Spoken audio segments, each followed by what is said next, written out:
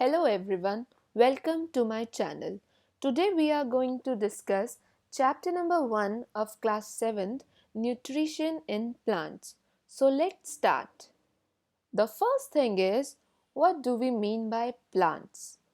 ज़्यादातर बच्चों को लगता है प्लांट वो है जो एक गमले में पौधा पैदा होता है, बट नो, मैं यहाँ पे आप बच्चों का एक मिसकंसेप्शन क्लियर करना चाहूँगी। जो एक ट्री है वो भी प्लांट की कैटेगरी में आता है। ओके, ऐसे ही जो हर्ब्स एंड शर्ब्स हैं वो भी प्लांट की कैटेगरी में आते हैं। जो झाड़ हैं, जो बेल हैं, इवन जो आपके घर के आसपास आपने घास देखी है वो भी प्लांट है। बट ज़्यादातर बच्चे घास को प्लांट नहीं कंसिडर करते हैं। क्यों? उन्हें लगता है घास में तो पत्तियां ही नहीं है, तना ही नहीं है, जब उसकी स्टेम नहीं है तो वो प्लांट नहीं है। बट ऐसा नहीं है, ये सभी चीज़ें प्लांट्स की कैटेगरी में आती हैं। आई होप अब आपको समझ आ गया होगा कि प्लांट क्या है। आप इस फोटो में देख सकते हैं एक बड़ा सा ट्री है और उसकी जो रूट्स निकली हुई हैं उस पे ग्रीन कलर का कुछ दिखाई दे रहा है ना। इसे हम कहते हैं एल्गे, जो काई के जैसा दिखता है थोड़ा थोड़ा। इसे भी बच्चे हम प्लांट्स की कैटेगरी में कंसिडर करते हैं। अब बात आती है कि न्यूट्रिशन क्या होता है। So nutrition is the mode of taking food by an organism and its utilization by the body. मतलब न्यूट्रिशन है एक ऐसा मोड जिससे ऑर्गेनिजम्स खाना लेते हैं और उनकी बॉडी इस खाने को यूटिलाइज करती है, मतलब इस खाने का इस्तेमाल करती है। ऑर्गेनिजम्स मतलब human beings, animals, even plants. ठीक है, जितने भी लिविंग बींग्स हैं वो सब इस ऑर्गेनिजम्स की कैटेगरी में आते हैं। तो हम सब क्या करते हैं? खाना लेते हैं और उस खाने से हम एनर्जी पाते हैं। क्या पाते हैं? एनर्जी। बात आती है कि न्यूट्रिशन का सोर्स क्या है। न्यूट्रिशन हमें मिलता कहाँ से है?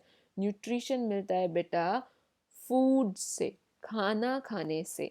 आपने सुना होगा अपने घर पे आपकी मम्मी या फिर आपकी दादी हमेशा कहती होंगी कि पहले खाना खा लो, नहीं तो आपके शरीर में ताकत नहीं रहेगी कुछ भी करने की। राइट? तो फूड में ऐसा क्या है जिससे हमें ताकत मिलती है? फूड के अंदर कार्बोहाइड्रेट्स हैं, फैट्स है, विटामिन्स है, प्रोटीन्स है, मिनरल्स हैं। इन सब से हमें क्या मिलती है? एनर्जी। और कार्बोहाइड्रेट, फैट्स, विटामिन्स, प्रोटीन्स, इन्हें हम क्या कहते हैं? न्यूट्रिएंट्स। क्या कहते हैं? Nutrients. Nutrients are the components of food that provide energy to the body. तो फूड का काम क्या है? हमें एनर्जी प्रोवाइड करना। क्या आपने कभी सोचा है कि अगर आप खाना नहीं खाएंगे तो क्या होगा? बच्चों, अगर आप खाना नहीं खाओगे तो आपको एनर्जी नहीं मिलेगी, आपकी बॉडी में न्यूट्रिएंट्स की डेफिशिएंसी हो जाएगी, कमी हो जाएगी, आप अंडर न्यूट्रिएंट्स हो जाएंगे। ठीक है, हमारी बॉडी ग्रो कर रही है, बिल्ड हो रही है। Why? Because of this nutrients. Nutrition helps to repair damaged parts and organs. ठीक, it also provides energy for carrying out various functions, है ना। सो आई होप आप सभी को समझ आया होगा प्लांट्स क्या है, न्यूट्रिशन क्या है और न्यूट्रिएंट्स क्या है। अब हम चलते हैं अपने नेक्स्ट टॉपिक पे, जो कि है टाइप ऑफ न्यूट्रिशंस। न्यूट्रिशन कितने टाइप का है? न्यूट्रिशन दो टाइप का है। कौन कौन से? Autotrophic and heterotrophic. अब बात करते हैं हम ऑटोट्रॉफिक न्यूट्रिशन की। ऑटोट्रॉफिक मोड है बेटा जिसमें ऑर्गेनिजम्स अपना खाना खुद बनाते हैं। क्या करते हैं? खाना खुद बनाते हैं। और हेटेरोट्रॉफिक है जिसमें ऑर्गेनिजम्स अपना खाना खुद नहीं बनाते, वो दूसरों के द्वारा प्रिपेयर हुआ खाना यूज करते हैं। ठीक है, सो Autotrophic means the mode of nutrition in which organisms make their own food. And heterotrophic means the mode of nutrition in which organisms take in ready-made food prepared by the plants. Autotrophic का example है plants. क्यों? क्योंकि plants अपना खाना खुद बनाते हैं, वो किसी और से खाना नहीं लेते हैं.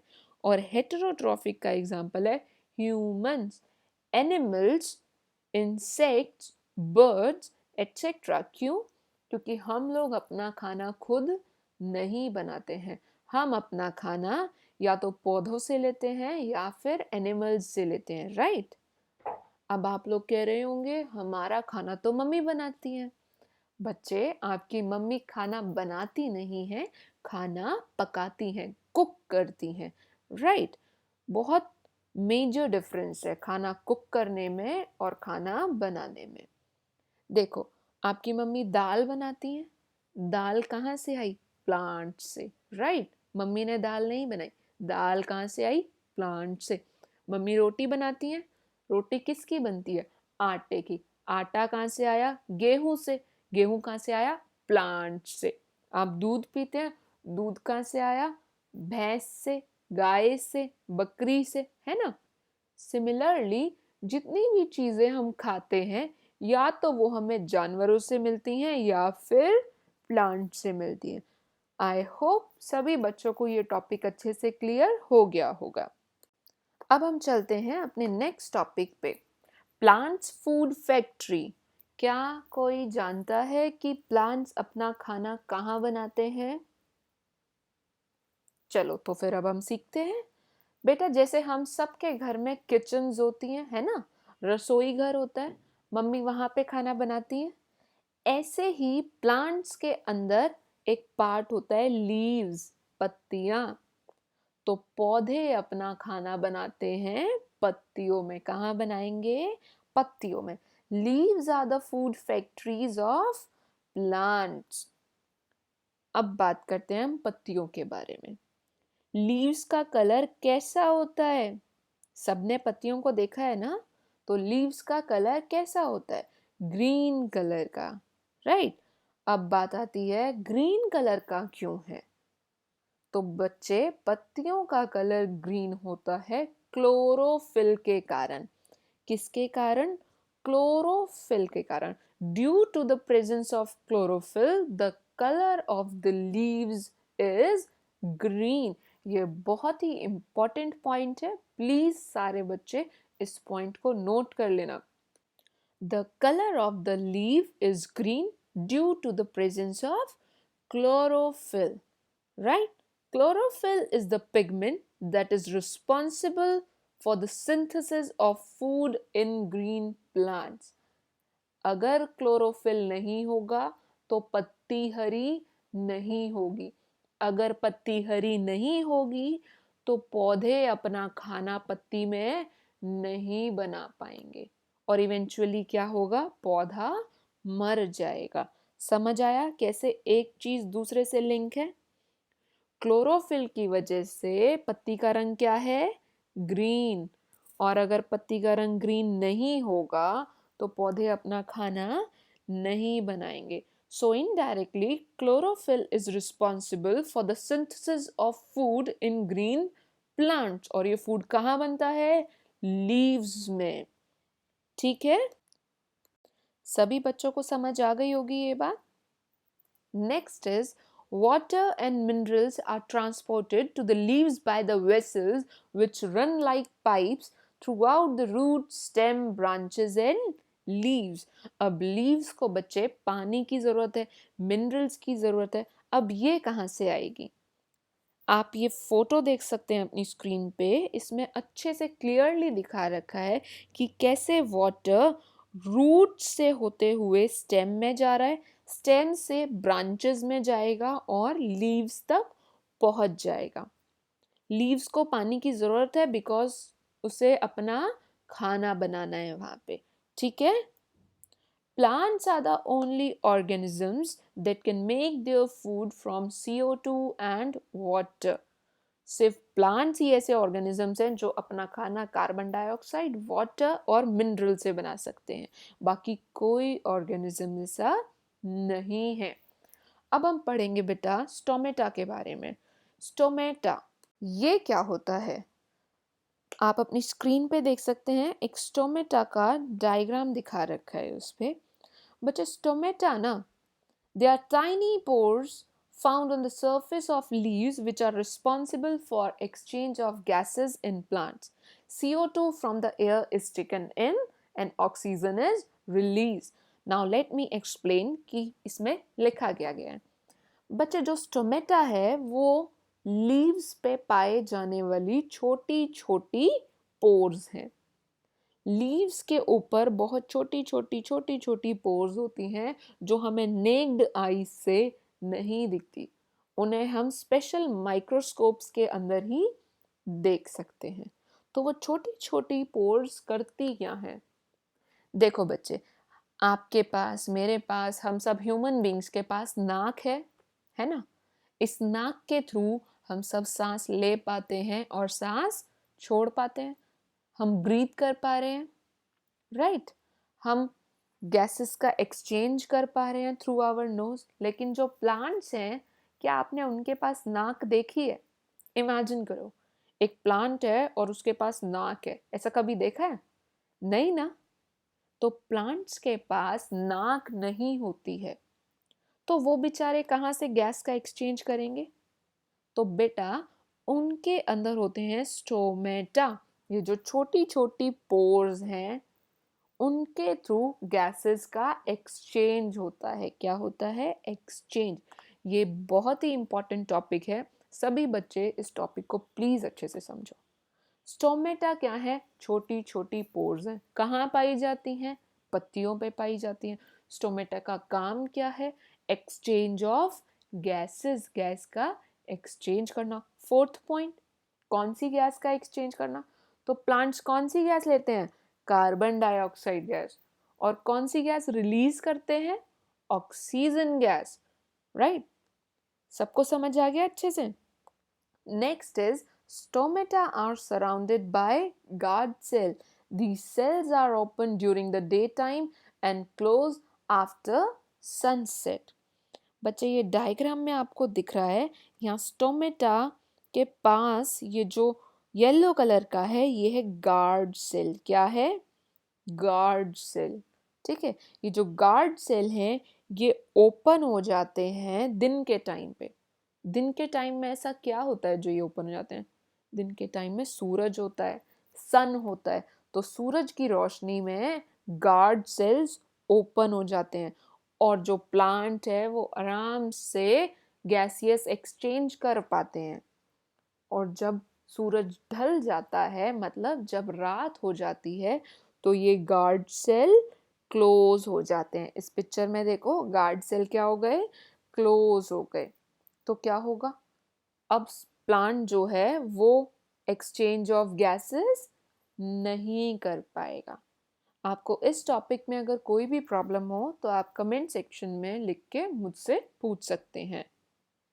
नेक्स्ट टॉपिक आता है photosynthesis, one of the most important topic in this chapter, जो एग्जाम पॉइंट ऑफ व्यू से बहुत इम्पॉर्टेंट है और बहुत फ्रीक्वेंटली पूछा जाता है। What is photosynthesis?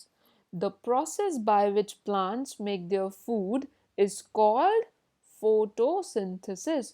Photosynthesis is carried out in green parts of the plant, that is leaves.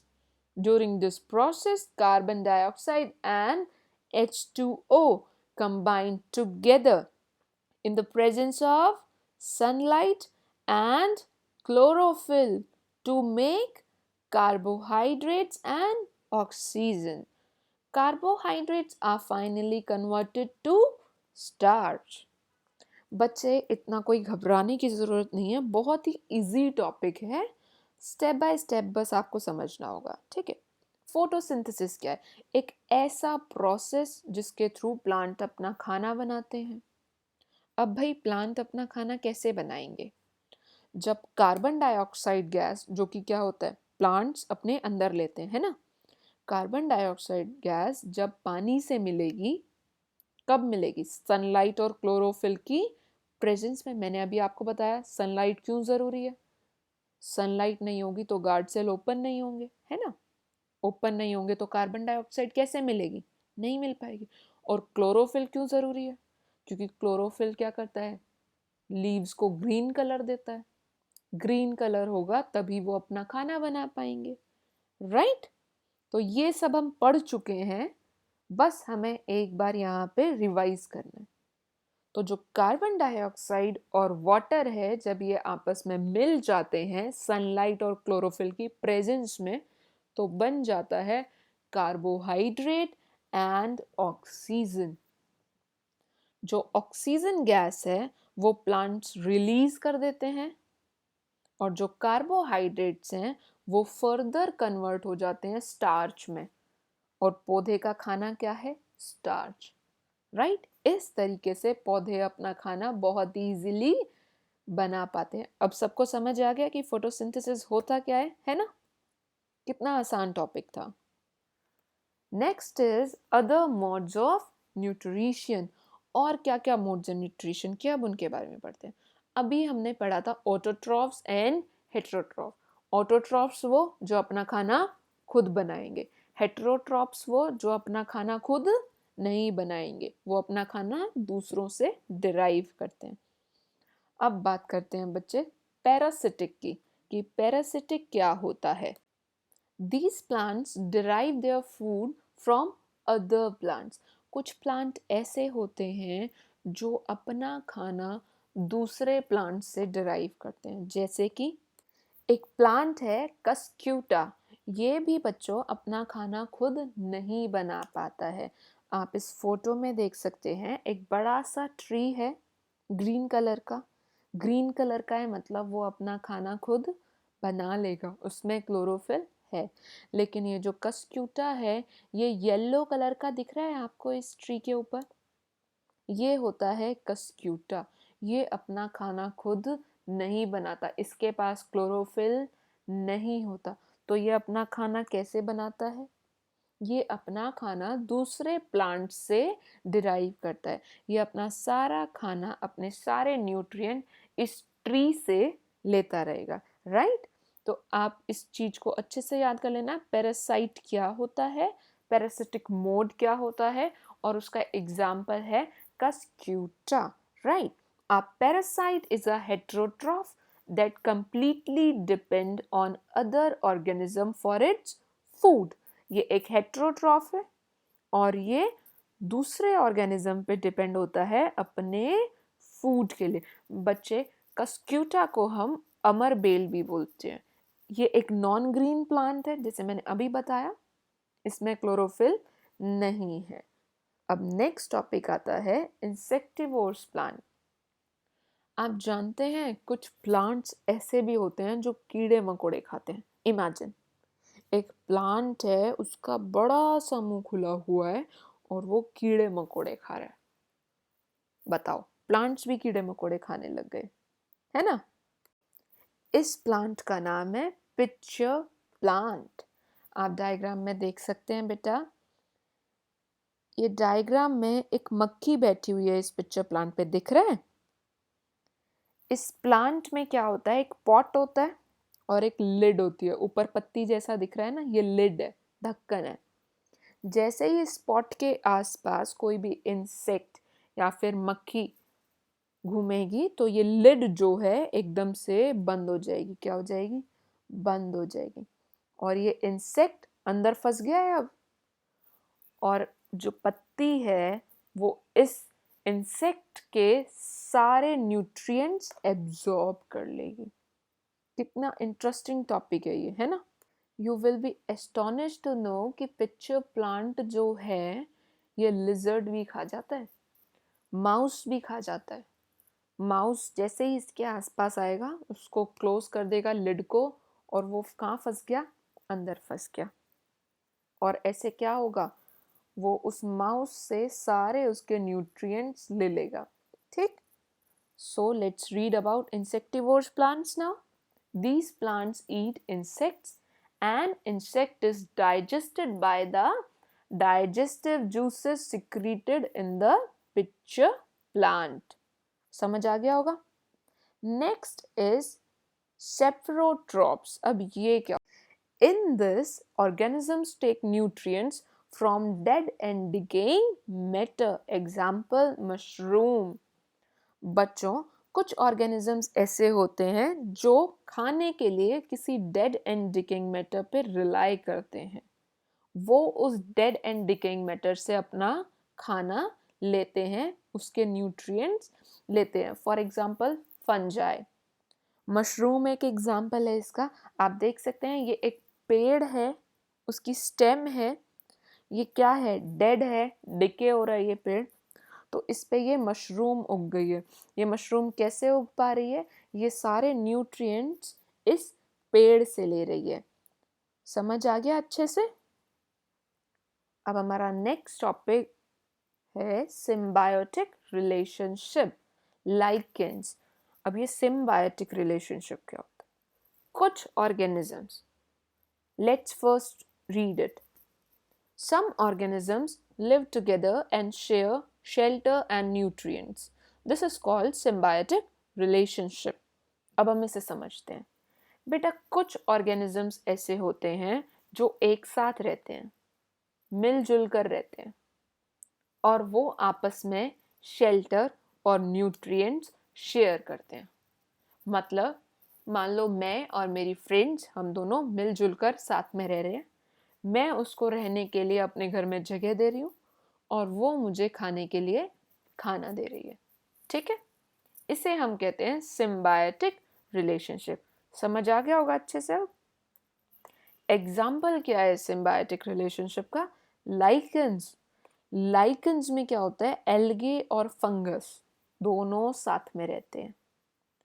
Algae जो है उसके अंदर क्लोरोफिल होता है, मतलब एल्गे खाना बना सकता है.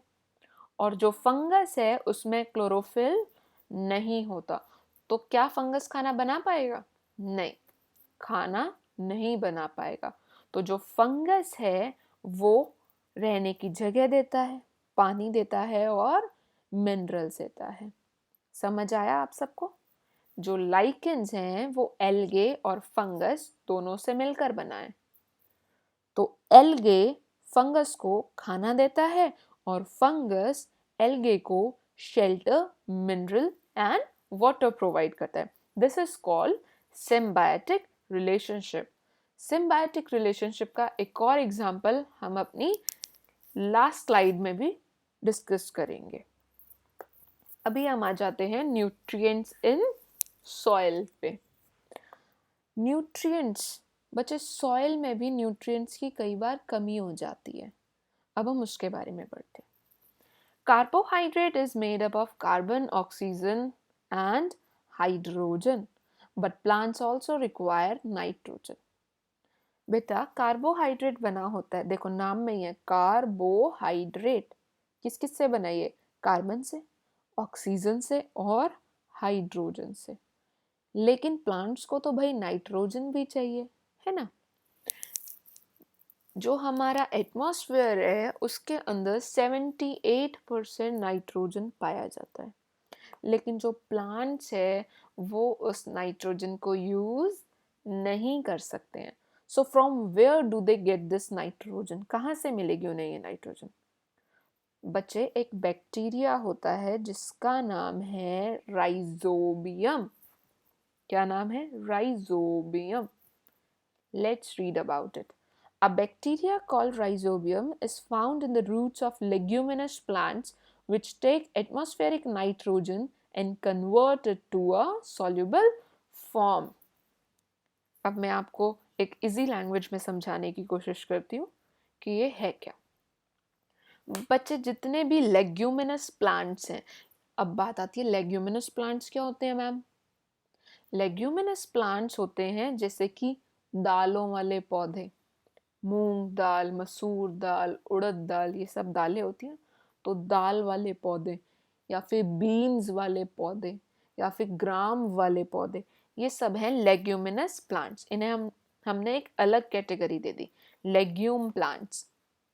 कौन कौन से? Dal, beans and gram. Leguminous plants की जो रूट्स होती हैं उनके अंदर ये गांठें गांठें दिख रही हैं आपको, वाइट कलर की मोटी मोटी गांठें। तो लेग्यूमिनस प्लांट्स की रूट्स में राइजोबियम बैक्टीरिया पाया जाता है। कौन सा बैक्टीरिया? राइजोबियम। तो ये बैक्टीरिया क्या करता है? ये नाइट्रोजन गैस जो हमारे वायुमंडल में, जो हमारे एटमॉस्फेयर में प्रेजेंट है, उसको कन्वर्ट कर देता है एक सॉल्युबल फॉर्म में। किस लिए? ताकि प्लांट्स उस नाइट्रोजन गैस को यूज कर सकें। ठीक है, ये बात समझ आई सभी बच्चों को? अब कई बार क्या होता है, जो हमारे फार्मर्स होते हैं वो बार बार बार बार उस लैंड पे एक ही टाइप की फसल उगाते रहते हैं। उससे क्या होता है, प्लांट्स के द्वारा जो एब्जॉर्प्शन हो रहा है न्यूट्रिएंट्स का, उसमें सॉइल की फर्टिलिटी कम हो जाती है, सॉइल इनफर्टाइल हो गया, है ना। तो जो फार्मर्स हैं वो फील्ड्स के अंदर मैन्योर्स या फर्टिलाइजर्स ऐड कर देते हैं। क्यों? क्योंकि उसके अंदर हमारे को नाइट्रोजन मिलता है, फास्फोरस मिलता है, तो ये सारे न्यूट्रिएंट्स प्लांट्स के उससे कवर हो जाते हैं। कैसे कवर हो जाते हैं? By using manures and fertilisers. मैं ये टॉपिक एक बार से फिर से रिपीट कर देती हूँ आप लोगों के लिए। बच्चों, जो लेग्यूमिनस प्लांट्स हैं उनकी रूट्स में राइजोबियम नाम का बैक्टीरिया पाया जाता है, जिसका काम है जो एटमॉस्फेरिक नाइट्रोजन को सॉल्यूबल फॉर्म में कन्वर्ट करना। इसकी वजह से क्या होता है, प्लांट्स अपने न्यूट्रिएंट की नाइट्रोजन की डेफिशिएंसी को पूरा कर पाते हैं और प्लांट को इजीली नाइट्रोजन मिल जाता है। लेकिन कई बार सॉइल इनफर्टाइल हो जाता है क्योंकि फार्मर्स उस लैंड पे एक ही तरीके का क्रॉप उगाते रहते हैं। तो उसको ठीक करने का तरीका है कि हम उसमें फर्टिलाइजर्स या फिर मैन्योर्स ऐड कर दें। इससे क्या होगा, हमारे जो सॉइल है उसके न्यूट्रिएंट्स पूरे हो जाएंगे, हमारा सॉइल फिर से फर्टाइल हो जाएगा। और इसी के साथ हमारा ये चैप्टर यहीं पे ख़त्म होता है। आई होप आप सभी को ये वीडियो पसंद आया होगा, और जिस तरीके से मैंने इस टॉपिक को समझाने की कोशिश की है और जो डिफ़िकल्ट टॉपिक्स हैं उनको आपसे अच्छे से रिलेट किया है, डेली लाइफ से रिलेट किया है। आई होप ये चीज़ आप सभी को अच्छे से समझ आई होगी। लेकिन अगर फिर भी किसी बच्चे की कोई प्रॉब्लम है या कुछ टॉपिक नहीं समझ आया, कोई भी डाउट है, तो आप कमेंट सेक्शन में लिख के मुझसे पूछ सकते हैं। आई एम 100% श्योर कि आप सब ये वीडियो देखने के बाद बहुत ही कॉन्फिडेंट फील करेंगे कि हाँ, ये टॉपिक बहुत ही आसान है या फिर इतना कोई डिफ़िकल्ट नहीं है। मैं कोशिश करूँगी और भी अच्छे अच्छे वीडियोस बनाती रहूँ और आप लोगों को प्रोवाइड करती रहूँ। Thank you so much for watching, and please अगर आपको ये वीडियो समझ आया हो तो अपने फ्रेंड सर्कल में इसको आपस में प्लीज़ शेयर करना, लाइक करना, कमेंट करना, and don't forget to subscribe my channel. Thank you so much.